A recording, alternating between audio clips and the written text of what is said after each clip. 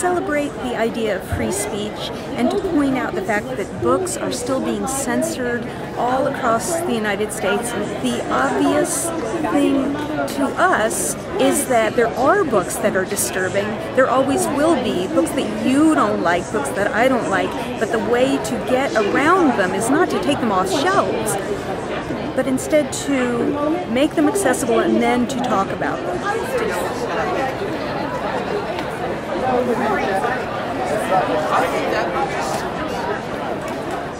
I'm not sure old Phoebe knew what the hell I was talking about. I mean, she's only a little child and all, but she was listening at least. If somebody at least listens, it's not too bad. Daddy's going to kill you. He's going to kill you, she said. I wasn't listening, though. I was thinking about something else, something crazy. You know what I'd like to be, I said?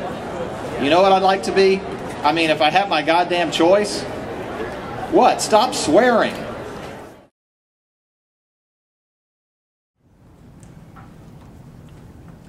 They didn't spend much time with the girl penguins, and the girl penguins didn't spend much time with them. Instead, Roy and Silo wound their necks around each other. Their keeper, Mr.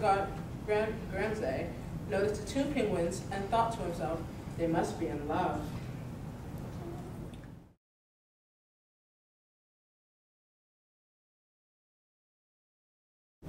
I do think that on this campus there are voices that I would rather not be heard, yes.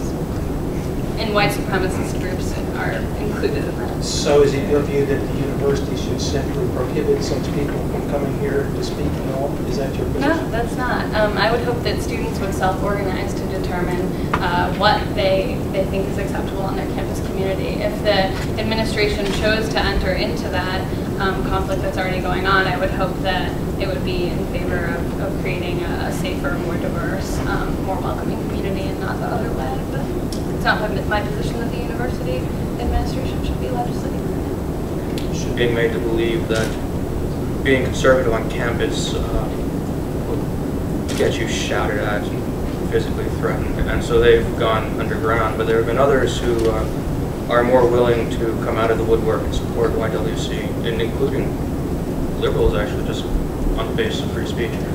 But on the whole, I think most conservative students were largely unaffected by it.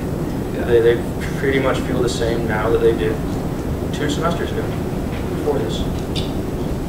If we don't have the ability to hear each other, then the value of the speech itself is lost because people are not listening. And having fought with students years ago at this university for the right to listen, I find it troubling that apparently a lot of people have decided that they would rather scream and yell than to listen themselves. It's very hard sometimes to listen to speech that we don't like, but it's a lot more important, it seems to me, to do that than to decide in advance that I have all of the rectitude on this issue and I'm going to shout down somebody who disagrees with me and I'm not going to listen to them because that simply denigrates the whole thing.